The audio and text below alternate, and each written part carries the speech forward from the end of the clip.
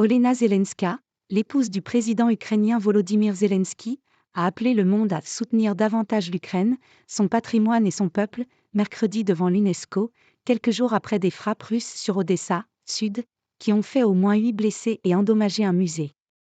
Plus de 270 de nos monuments endommagés font déjà partie des listes de l'UNESCO.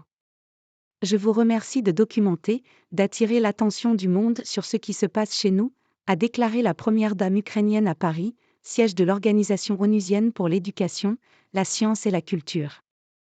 Nous savons que détruire les monuments, c'est un crime de guerre, a-t-elle insisté devant la 42e session de la Conférence générale de l'UNESCO, où nombre de diplomates l'ont applaudi et certains se sont levés à la fin de son allocution, en l'absence de la délégation russe. Quelques jours avant ma visite ici, le 5 novembre, la nuit, les forces russes ont attaqué Odessa.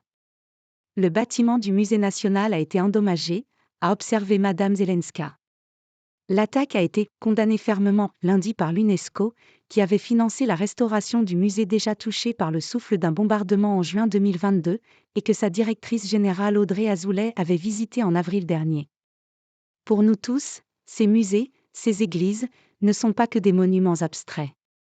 Nous pourrons reconstruire une partie des monuments, mais nous ne pourrons pas faire revenir ceux qui ont péri, a déploré l'épouse du président Zelensky, citant plusieurs personnalités du monde de la culture ukrainienne tuées depuis l'invasion russe de février 2022.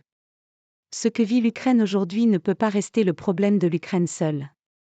Entre la civilisation et la barbarie, c'est l'Ukraine qui se tient, a-t-elle lancé.